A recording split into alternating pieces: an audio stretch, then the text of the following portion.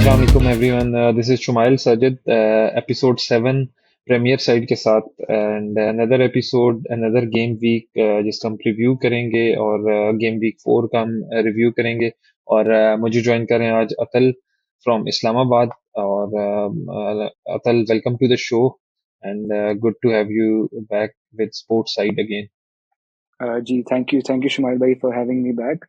जैसा आपने बोला कि गेम वीक 4 का जो रिव्यू है, तो उसमें सबसे बड़ी जो हाईलाइट थी गेम वीक 4 की, वो पिछली भी मैंने डिस्कस की थी अमित भाई के साथ। टॉटनहम आर्सेनल नॉर्थलैंड डर्बी थी, जो कि मतलब जैसे हमने डिस्कस किया था वैसे ही मतलब आर्सेनल वन, बट बहुत क्लोज गेम थी। और आर्सेनल जैसे टिपिकली खेलती है वैसे खेली भी नहीं, थोड़ा कंट्रोल कंसीड किया स्पर्स को। स्पर्स जी जी. डोमिनेट रही और आर्सेनल थोड़ा पीछे बैठी, लेकिन उसका जैसे रीजन थी आर्सेनल की इंजरी लिस्ट, डेक्लन राइस भी मिस कर रहे थे सस्पेंशन की, तो उसकी वजह से थी और वो हमने डिस्कस किया तो वैसे ही किया। लेकिन फिर ही वही हाईलाइट आती है आर्सेनल की जो सेट पीसेस हैं, जो पिछले सीजन से कैरी करके आ रहे हैं। सेट पीसेस बहुत डेंजरस लग रहे हैं, तो उनका यही फीचर था। तो मेरे हिसाब से गेम जो थी वो काफ़ी इवन थी, लेकिन इन दी एंड जैसे प्रिडिक्ट किया था कि आर्सेनल जीत जाएगी, तो वही हुआ। नहीं, कंफर्टेबल विन था वैसे. बाकी ओवरऑल मैं गेम वीक के जो रिजल्ट्स थे एक दफा उनसे गो थ्रू कर देता हूँ ताकि एक सॉर्ट ऑफ रीकैप हो. Manchester United 3, Southampton 0, Brighton versus Ipswich town 0-0 draw हुआ. Crystal Palace Leicester City again, Crystal Palace coming from behind 90 plus में इक्वलाइज किया.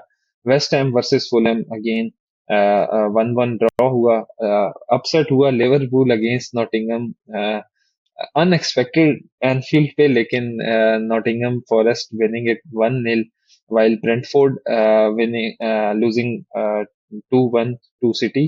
Holland again another brace. और जिसने जो जो फैंटेसी खेल रहा है और जिसने ये इवन क्या जैसे कहते हैं ना, जैसे थॉट भी आई कि हॉलैंड को रखना है उसकी प्राइस पे या नहीं, तो जिसने नहीं रखा वो पछता रहा होगा इस टाइम. बट स्टिल हॉलैंड के डबल एक और अगेन एस्टन विला 3 और एवर्टन 2. और इसके अलावा जो संडे की गेम्स थी इनमें Chelsea winning 1-0 against Bournemouth. Again North London derby going to Arsenal's way 1-0. और Newcastle United coming from behind against Wolves and getting the win 1-2. So basically एक ओवरऑल अतल भाई सॉर्ट ऑफ मैच का आपका analysis क्या होगा complete game week का? अगर हम मतलब I would talk about first game से मैं एक ले लेता हूँ यूनाइटेड वर्सेस साउथहैम्पटन. जो 3-0 United winning it comfortably. Bit पहले हाफ में थोड़ा यूनाइटेड स्ट्रगल कर रही थी, बट जैसे ही उनाना की पेनल्टी सेव आई उसके बाद यूनाइटेड बड़ी डोमिनेंट हुई. चांसेस बने, स्कोर किया. Finally Rashford getting some goal back after March, I guess March के बाद रैशफोर्ड का पहला गोल था एंड डिलाइट का भी पहला गोल आया. तो Garnacho again scoring another adding 3-0. तो आपका इस गेम के बारे में सॉर्ट ऑफ रिव्यू. जी ओवरऑल काफ़ी एक इम्पोर्टेंट गेम वीक था, क्योंकि बिल्कुल इंटरनेशनल ब्रेक के बाद पहला गेम वीक था, पहली इंटरनेशनल ब्रेक के बाद। और जैसे आपने बोला यूनाइटेड का मैच पहला था, first game right after the international break मुश्किल होता है, अर्ली किक ऑफ था। तो दूसरी लिहाज से ये भी था कि United were coming of from defeat from Liverpool, और टेन हाग के अराउंड फिर से बातें शुरू हो चुकी थी, तो ये मैच जीतना काफ़ी ज़रूरी था यूनाइटेड के लिए। और पहले जैसे आपने कहा साउथहैम्पटन बहुत अच्छा खेल रही थी, जो उनकी एकेडमी के ग्रेजुएट हैं, जो कि शायद राइट विंग पे खेल रहे थे, काफ़ी मसले कर रहे थे वो यूनाइटेड डिफेंस के लिए। लेकिन उसके बाद से ओनाना की जो एक पेनल्टी सेव थी वो एक हाईलाइट रही, उसकी वजह से यूनाइटेड का एक एटीट्यूड शिफ्ट आया और मोमेंटम भी शिफ्ट हुआ और वो मैच जीत गए, जो कि काफ़ी इंपॉर्टेंट था उनके लिए, उनकी मैनेजमेंट के लिए स्पेशली। और अगेन इंटरनेशनल ब्रेक के बाद पहली गेम थी, तो early cook of is always very tricky, लेकिन यूनाइटेड गॉट इट डन। और ओवरऑल जैसे आपने भी मेंशन भी किया कि जो लिवरपूल का अपसेट था बिल्कुल ऑन द कार्ड्स नहीं था, क्योंकि लिवरपूल शायद सबसे सिटी के बाद सबसे डोमिनेंट टीम लग रही थी स्लॉट के अंडर। और एक अजम्पशन था कि जो क्लब छोड़ के गए हैं, तो स्लॉट ने काफ़ी अच्छी तरह से रेंज संभाली है इस क्लब की फिर से। लेकिन नूनो एस्पिरिटो सैंटोस की जो फॉरेस्ट थी बहुत अच्छी डिसिप्लिन थी डिफेंस, और एक ब्रेकआउट गोल आया कैलम हडसन ओडोई का, बिल्कुल ही अनएक्सपेक्टेड, बिल्कुल एक ग्रैब एंड स्टील विन थी फॉरेस्ट की, और लिवरपूल स्टंड। और अगेन अब देखते हैं कि लिवरपूल कैसे रिफ्लेक्ट करती है वापस। अ, और जैसे हमने पहले शुरू शुरू में बिल्कुल आर्सेनल स्पर्स की बात की, आर्सेनल के लिए इस मतलब टाइटल चैलेंज बहुत अर्ली है कहना, लेकिन फिर भी अगर आप सिटी, क्योंकि अगला अभी जो गेम वीक 5 के मैच है, Arsenal will be facing City, तो अगर वो हार जी जाती, जी ऑब्वियसली एक you won't want to lose so much ground to City so early on in the season, तो उस लिहाज से भी काफी क्रिटिकल गेम थी। और north London derby always fiery, always competitive game. तो आर्सेनल भी जैसे, और plus Arsenal were missing the skipper, और काफी बड़ी लिस्ट थी इनकी इंजरीज और सस्पेंशंस की इंपॉर्टेंट प्लेयर्स के लिहाज से, तो उनका भी जरूरी था जीतना। ऐसे ही है। चेल्सी मेरे हिसाब से, आई थिंक चेल्सी की जो विन थी वो बड़ी मतलब एक अंडर द कार्ड्स गई है। आई थिंक चेल्सी नजर आ रही है कि इस season they will be competing at least for the top 4। वो बहुत जी अच्छा जी खेल रहे हैं। प्री सीजन में इतने अच्छे नहीं लग रहे थे और फिर लोगों ने राइट ऑफ किया हुआ था, लेकिन चेल्सी मेरे हिसाब से have been pretty good under Enzo Maresca इस सीजन। बिल्कुल भी रिफ्लेक्ट नहीं कर रहे जैसे वो पिछले सीजन कर रहे थे, तो वो अंडर द कार्ड्स रही है। और Chelsea is a team to watch out for this season. मुझे लगता है कि डार्क हॉर्सेस आप कह सकते हैं इस गेम, एटलीस्ट जो मैंने देखा उनको खेलते हुए थोड़ा सा। वो ओनली मतलब वो सिर्फ सिटी से ही एक हारे हैं, अभी सिर्फ 4 मैचेस हुए, लेकिन उसके अलावा वो एग्जैक्ट। अच्छा खेल रहे हैं, तो रिजल्ट्स टाइप आएंगे। एक मोर लेस एक जो बात हो रही है ना कि टू अर्ली टू से कि टाइटल रेस और ये वो, अब क्योंकि लेटली जिस जिन पॉइंट्स पे प्रीमियर लीग सीजन्स खत्म हो रहे हैं, और जितना नेक टू नेक कंपटीशन है, ये लास्ट सीजन एक एक्सेप्शन था जिसमें अराउंड 93 पे मेरे ख्याल में सिटी टाइटल जीत रही है, वरना ये सारी बातें 98 97 99 इस तरह चल रही है और नेक टू नेक चल रहा है। तो बड़ा इंपॉर्टेंट है wins, specially against top teams. आपके पास मार्जिन कम है, कोई भी गेम जिसे कहते हैं ना कि आप सॉर्ट ऑफ कोई आप चांसेस स्क्रफ नहीं कर सकते। तो ऑन द पॉइंट के टू अर्ली टू से, बट अगेन जिस तरह की प्रीमियर लीग साइड्स अभी जिस तरह आपने बात की चेल्सी, एग्जैक्टली चेल्सी का एक जो ड्यूरिंग द समर ट्रांसफर भी विंडो एक जो चीज बहुत हाईलाइट हुई, वो थी उनकी अनयूजुअल सी ट्रांसफर पॉलिसी। वरना मतलब आप जब आप प्लेयर पूल्स की बात करते हैं, ये फिर इट कम्स टू मैनेजमेंट कि हाउ डू दे मैनेज। लेकिन आपके पास जितना पूल प्लेयर्स का है, इतना आपके पास सीजन आसान है। यूनाइटेड के पास अब जिस तरह पिछले सीजन इंजरी क्राइसिस था, सेंटर बैक पे आपकी पेयरिंग एक स्टेबल नहीं थी, तो वो आपको रिफ्लेक्ट करती है। नो वन आस्क्ड कि उस यूनाइटेड ने सेंटर बैक्स क्यों नहीं साइन किए, क्यों एक्स्ट्रा कवर्स नहीं थे। Eventually things come to these little points के आपके पास कवर था या नहीं। So rightly said. एक गेम हम जस्ट क्विक रिव्यू करेंगे रिगार्डिंग जो गेम वीक 4 की थी, वो थी City against Brentford, and then हम गेम वीक 5 पे मूव करते हैं। जी बिल्कुल। सिटी ब्रेंटफोर्ड का जो स्टार्ट था, स्टार्ट तो बहुत बहुत अच्छा खेला ब्रेंटफोर्ड ने। एक फीचर जो नजर आया मुझे, जो एक्सप्लॉइट किया एग्जैक्टली। गया थॉमस फ्रैंक की तरफ से, वो था बेसिकली रिको लुइस को फिजिकली और डायरेक्ट प्ले से चैलेंज करना। आयर जो उनके प्लेयर हैं ब्रेंटफोर्ड के, उन्होंने उनको थोड़ा मतलब उन्होंने वाइड भेजा और इरीली टारगेट किया गया उनके कीपर की तरफ से, लॉन्ग बॉल उनकी तरफ खेली गई और उनको थोड़ा डिस्टर्ब किया। तो उसके रिजल्ट से काफी, और दूसरा वैसे मैंने एक फीचर देखा कि सिटी गलतियां करती है अपनी डिफेंसिव लाइंस में, जो कि क्रिटिकल हो जाती हैं at least at the top level. आप गोल्स कंसीड करते हैं तो although they have the fire power of Holland up front, Docu हैं अभी, उनकी अटैक बहुत अच्छा कर रही है, लेकिन उनका एक जो मुझे एक वल्नरेबिलिटी नजर आती है कि they too sloppy in the defence, और वो नजर आ रहा है एक फीचर। इप्सविच के साथ भी उन्होंने ऐसे ही गोल कंसीड किया एक, अगेन बिल्कुल Brentford it was not sloppiness, but Brentford nailed the first 25 minutes और उन्होंने एक्सप्लॉइट किया सिटी को लॉन्ग बॉल और डायरेक्ट प्ले से। बट अगेन सिटी के पास डेप्थ भी है, उनके पास हालैंड भी है जो कि बहुत फॉर्म ऑफ हिज लाइफ, कोई राइट ऑफ नहीं कर पा रहे उनको, वो हर मैच में गोल कर रहे हैं। उनका जो दूसरा गोल भी था वो भी एक डायरेक्ट प्ले ही था। हाल एडरसन ने एक लॉन्ग बॉल किक की और मैन टू मैन प्रेस था क्योंकि एडरसन। ब्रेंटफोर्ड का, हा- तो हालैंड ने बीट किया अपने मैन बिल्कुल को और थ्रू ऑन गोल। तो अगेन बात यह है, लेकिन इससे नजर आता है कि सिटी कैन बी एक्सप्लॉइटेड। और यही गेम वीक 5 में भी जो इनकी इनकी भी एक टफ गेम है आर्सेनल के साथ। तो ये एक चीज हो सकती है, एक बड़ा फीचर होगा गेम का मेरे हिसाब से, डायरेक्ट प्ले, लॉन्ग बॉल्स। हाँ बिल्कुल एग्जैक्टली। और पेप गार्डियोला ने बड़ा इस चीज को, जो फर्स्ट 35 मिनट्स थे ब्रेंटफोर्ड के, उसको बड़ा प्रेज किया कि he praised it in the words कि one of the very best first half performances he has seen so in a long time. तो it was a good game basically. But again City की fire power बहुत ज्यादा है और अच्छी है। और हॉलैंड जिस तरह आप बता रहे हैं कि 9 goals I guess in the first 4 games, तो Haaland would be a threat to watch for Arsenal.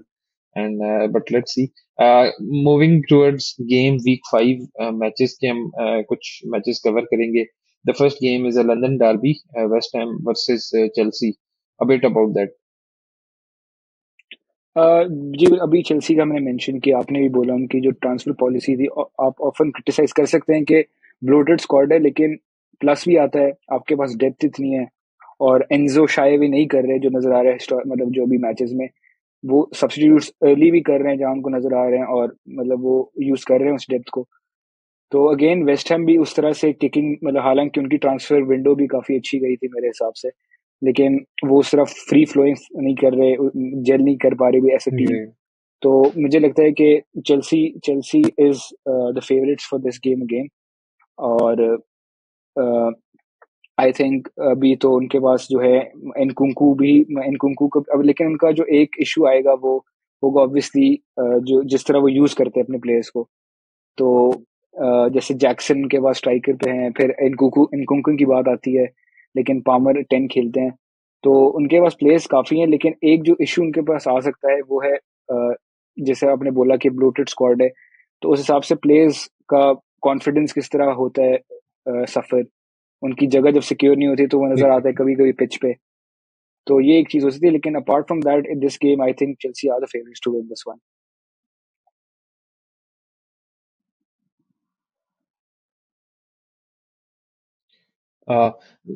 Next game एक जो मुझे बड़ी इंटरेस्टिंग टीम लग रही है वो है Fulham going against new castle. अब न्यू कासल, आपकी टेक क्या होगी जब पब्लिक इन्वेस्टमेंट फंड जो सऊदीज ने जब न्यू कासल को एक्वायर किया क्लब को, तो एक सॉर्ट ऑफ जिसे कहते हैं कि एक इमेज आई कि विद इन 2 और 3 इयर्स और in a couple of years जो है न्यू कासल ये compete कर रही होगी फॉर द टाइटल, में be for the top European spots.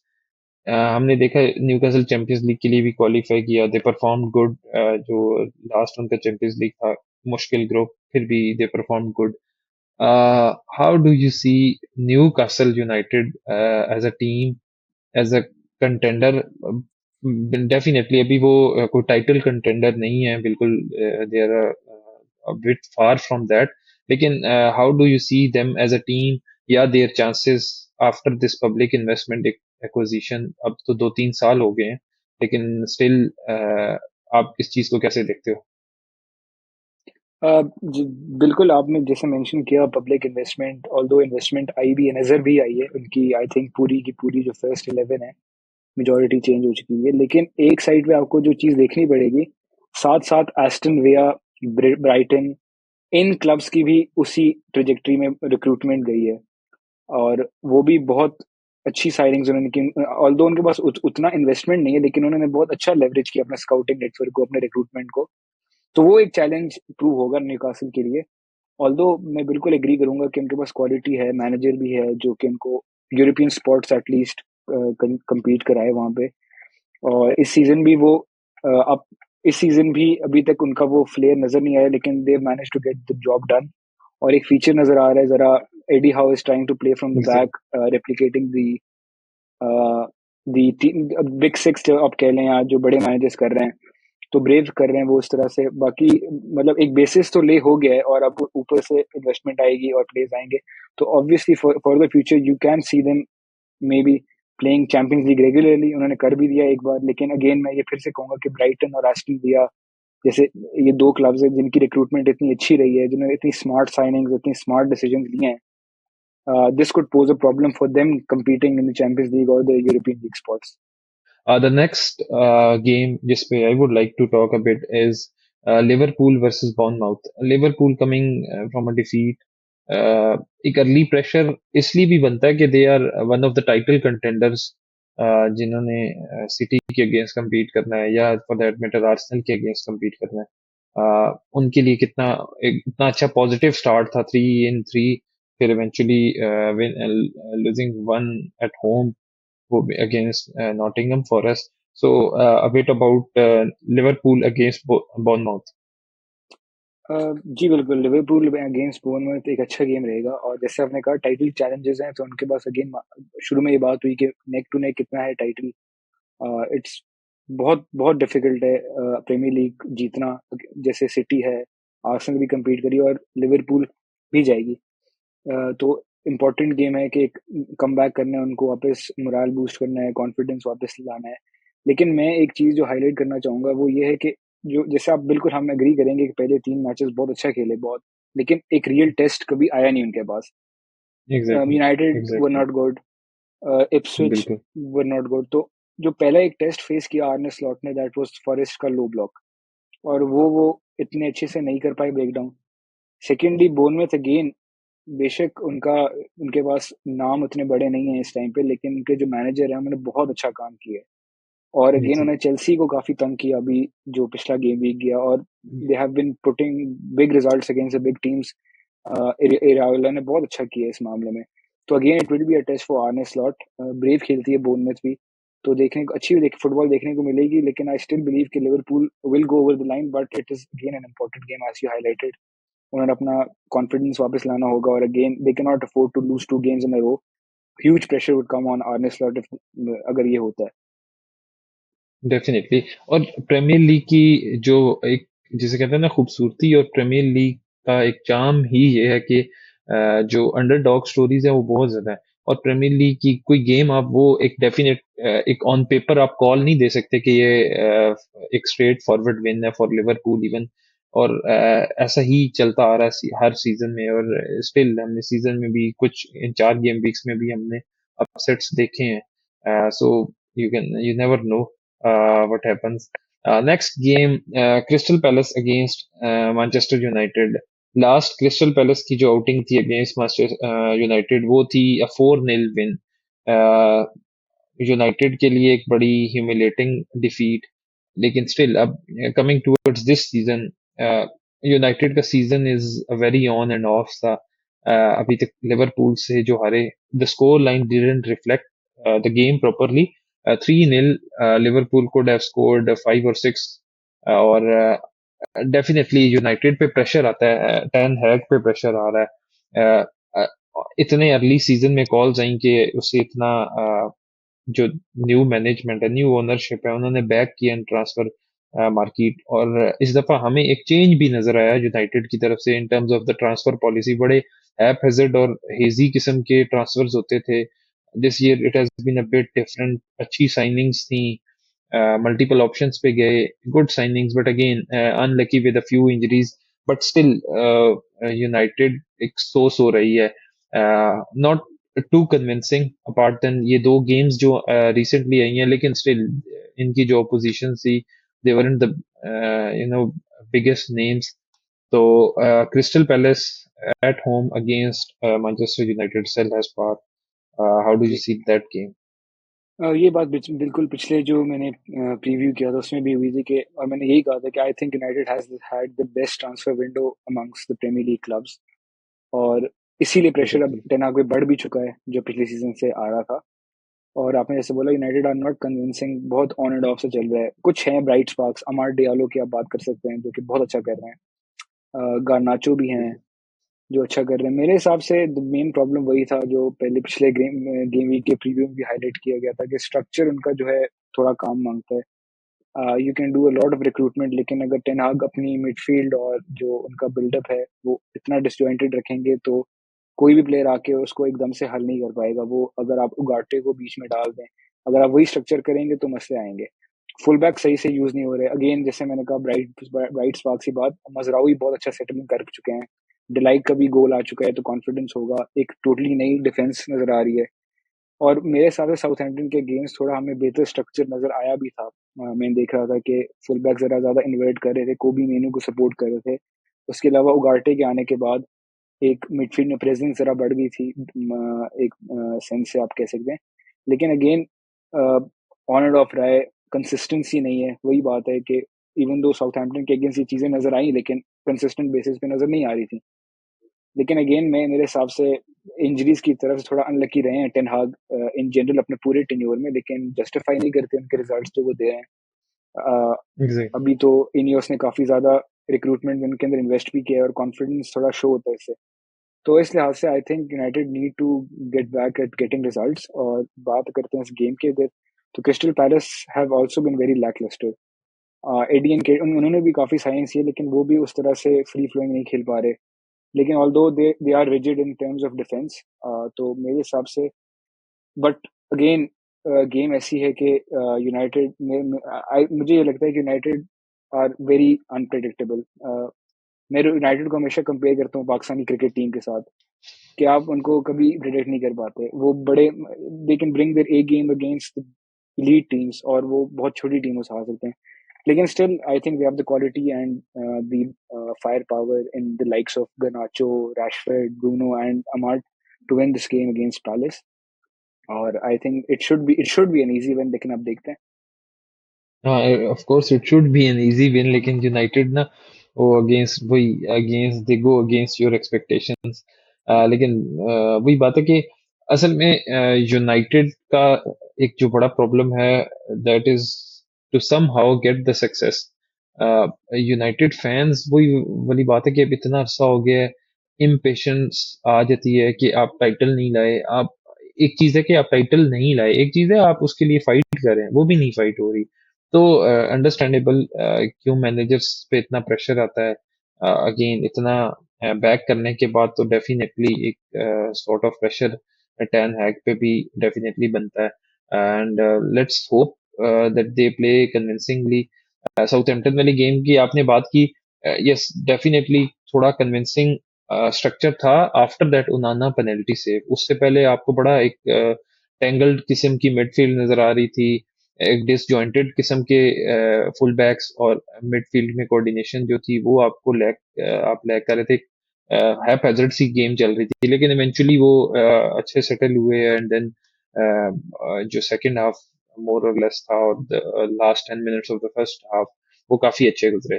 तो moving on to the last game जो हम प्रीव्यू कर रहे होंगे, City versus Arsenal, big game. Neck to neck चल रहे हैं टॉप पोजीशन के लिए। Again too early to say the season के टाइटल रेस स्टार्ट हो गई है या टाइटल पे इफेक्ट पड़ेगा, बट स्टिल वही वाली बात है कि जिस तरह के पॉइंट्स आ रहे हैं तो every point, each and every point is important. City playing at home against Arsenal, your take? बिल्कुल। I think it's a very big game, और जो कॉन्टेक्स्ट में आ रही है दैट मेक्स इट बिग। उसके अलावा जो एक चीज़ देखने को मिलेगी जो मज़े की है थोड़ी, रिपोर्ट्स आ रही है कि De Bruyne will be missing the game and so is Odegaard. तो एक डिफरेंट सा दोनों को, like situation has forced Guardiola and Arteta to trying to do something versatile और कुछ अलग करे। लेकिन आई बिलीव इसमें जो going into the game, I think Arsenal is obviously suffering more in terms of losing Odegaard because City has a lot of depth. उसके exactly. अलावा जो बात है कि सिटी का होम भी है, I think the last time Arsenal won at Etihad was 2015। तो obviously things do not look good for Arsenal in terms of जो चीज़ें हो रही है आउटसाइड द गेम। लेकिन एक चीज़ जो मुझे लगती है कि is I think this is an evolution in terms of how Arsenal will play under Arteta. Arteta जो है, जैसा आपको पता है, डेविड मोयस के नीचे भी खेले हुए हैं। तो एक मैं उनका इंटरव्यू देख रहा था, he has basically learn the English game, जो इसको हम गंदा फुटबॉल कह सकते हैं, जो कहते भी हैं डेविड मोयस से। और वो नजर आ रहा है, उन्होंने काफी पिछले सीजन भी एक एक नजर आया था थोड़ा, वो कर रहे थे ये मिड लो ब्लॉक वाली, जो लोग कह रहे थे कि बोरिंग है। अभी भी जो चैंपियंस लीग का गेम हुआ है सेम सिमिलर, उन्होंने बहुत बोरिंग किया। लेकिन मेरे हिसाब से ऐसे गेम्स में आपको आइडेंटिफाई करना होगा कि क्योंकि आप गार्डियोला को रेप्लिकेट करके तो 2 सीज़न कुछ नहीं हुआ, लेकिन इस सीज़न मुझे थोड़ा लग रहा है कि I think that change and that versatility that Arteta is trying to bring might get Arsenal over the line in terms of this game and the title subsequently. लेकिन अगेन ये गेम बहुत tight रहेगा, और एक बात से जो एक कैजुअल व्यूअर है जो इतना नहीं देखता टैक्टिकली गेम वगैरह, और एक फुटबॉल नर्ड आप नहीं कह सकते उसको, उसके लिए काफ़ी बोरिंग गेम होगी, मैं थोड़ा डिसअपॉइंट इस सेंस से करेगी, because I think both the managers will be exact extremely tight अपने सेंसेस में। एक जैसे मैंने चीज़ पहले भी हाईलाइट की, I think direct play will be a big feature, although both coaches are not known for it, लेकिन direct play will play a huge part. और इस सेंस में लगता है Arsenal will be more direct. आप देखेंगे कि डेक्लन राइस को पुश किया जाएगा अगेन, अगर रिको लुइस खेलते हैं उनको एक्सप्लॉइट करने के लिए, जो कि इसलिए मुझे लगता है कि वॉकर को खिलाया जाएगा, रिको लुइस को नहीं खेलेंगे। बट इन टर्म्स ऑफ एक अगर ओवरऑल एनालॉजी दूं तो direct play will be a common feature. आप बोरिंग गेम देखने को मिलेगी एज एन कैजुअल, लेकिन टैक्टिकली बहुत बहुत टाइट गेम होगी। और बिल्कुल प्रेडिक्ट नहीं मैं कर सकता, तो अगर मैं अभी कह दूं आपको कि Arsenal will get it over the line तो थोड़ा बाइस्ड होगा, लेकिन आई स्टिल स्ट्रांगली बिलीव कि मुझे लगता है कि क्योंकि अगर आर्सेनल के पास इस पॉइंट पे एक ट्रांजिशन का कोई अच्छा प्लेयर होता तो it would have been in their favour. लेकिन अगर मैं बिल्कुल कहूँ तो आई थिंक लाइक मैं बहुत न्यूट्रल लोग कहूँ, आई think it would be a draw. I don't see Arsenal considering a goal at this point two city, even though Holland is in like the form of his life, but मुझे नहीं लगता कि Arsenal की defence गोल कंसीड करेगी, और ना मुझे लगता है कि आर्सेनल की अटैक गोल मारेगी सिटी को। तो my prediction for this game will be nil nil draw, although I hope for Arsenal to win, लेकिन देखते हैं। डेफिनेटली एक सिटी का जो मेन बट डेफिनेटली उनकी टीम तो वैसी जिस डेप्थ की बात करें या एक उनकी जो स्टार्स हैं वो काफी ज्यादा हैं, लेकिन एक जो हमें एविडेंट चीज है वो उनका स्ट्राइक फोर्स है हॉलैंड की। हॉलैंड अब कंपैरेटिव टू आर्सेनल, आर्सेनल की डिफेंस बहुत सॉलिड रही है। उनके सेंटर बैक्स जो विंग बैक्स हैं, राइट बैक्स हैं, लेफ्ट बैक हो गए, फुल बैक्स जो हैं, बहुत अच्छा खेले हैं। अब आर्टेटा की अगर स्ट्रेंथ में हम या आर्सेनल की स्ट्रेंथ में बात करें तो the defence line has been absolutely phenomenal. और अगेन आप कंपेयर करें सिटी, फॉरवर्ड लाइन उनकी बहुत अच्छी है। तो how do you see this battle? आपने कहा स्कोर प्रोबेबली ना करें City, you don't see Arsenal conceding this any goal against City. तो आपकी एटलीस्ट सेंटर ये जो हो four at the back pairing होगी, फुल बैक्स की पेयरिंग और सेंटर बैक्स की pairing, what would it be and how do you see that battle against Erling Haaland? जो पेयरिंग तो सबसे पहले मुझे लगता है कि आर्टेटा वुड गो फॉर जो नज़र आई है अभी हमें, गैब्रियल सलीबा और वाइट राइट बैक पे, और लेफ्ट बैक का स्पॉट थोड़ा चैलेंज है, लेकिन आई स्टिल थिंक टिम्बर ही करेंगे। ऑल्दो अगर कैलाफियोरी आए तो कोई सरप्राइज नहीं होगा, Calafiori is better in terms of his aerial presence and physical presence in the box, लेकिन टिम्बर ऑफेंसिवली इतने अच्छे नहीं लग रहे, लेकिन defensively he is been very good. तो इस सेंस में लगता है कि टिम्बर को ही स्टार्ट करेंगे वो, क्योंकि जो चल रहा है थोड़ा उसी को फ्लो में जाएंगे। और दूसरा जिस तरह से वो हालैंड को रोकेंगे, जैसे आपने देखा अगर हालैंड ने इस सीजन गोल्स जो किए हैं वो उन्होंने किए हैं क्योंकि एक तो ब्रेंटफोर्ड की जो सबसे, अगर ब्रेंटफोर्ड की बात करें उनका सबसे बड़ा गलती था कि वो उन्होंने मैन टू मैन प्रेस किया, और हालैंड को आप फिजिकली चैलेंज करना बहुत कम डिफेंडर्स कर सकते हैं उनको चैलेंज। तो ये इनका था। उसके अलावा जो बाकी पिछली गेम्स थी उसके अंदर अ, बिल्कुल उनके जो कुछ फिनिशेस बहुत प्रिसाइज थे, मतलब ना हो, मतलब जैसे उनका एक गोल मैंने देखा अभी अगेंस्ट ब्रेंटफोर्ड ही, बहुत मतलब टाइट स्पेस उन्होंने फिनिश किया। तो वो ऐसा गोल आ सकता है, लेकिन मुझे नहीं लगता कि ऐसी पोजीशन आर्सेनल उनको देगी, क्योंकि डेब्रायना भी नहीं है, और मेरे हिसाब से सबसे बड़ा थ्रेट वुड हैव बीन डेब्रायना। और अगर मैं कहूँ अभी जो फिट है उनकी टीम में उनके अंदर वुड बी फोर्डन, और फोर्डन इसलिए क्योंकि वो जो out of the box shots लेते हैं वो बहुत डेंजरस है।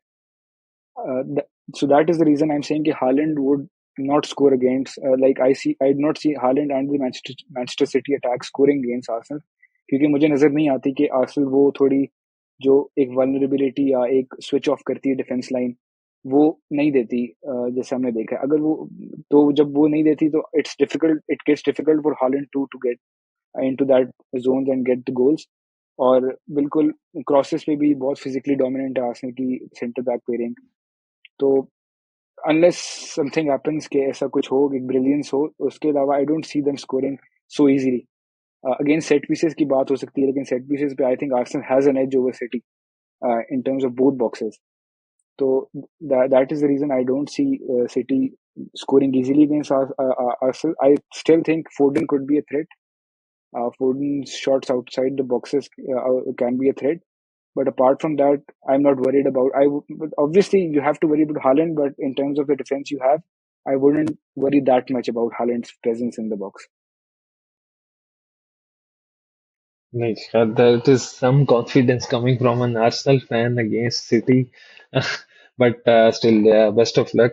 And this brings us to the end. 10 games, inshallah, game week 5. Let's see what happens. Inshallah, we'll see you again after the game week 5 with another review and preview for the next game week. Till then, take care. Allah Hafiz. Thank you.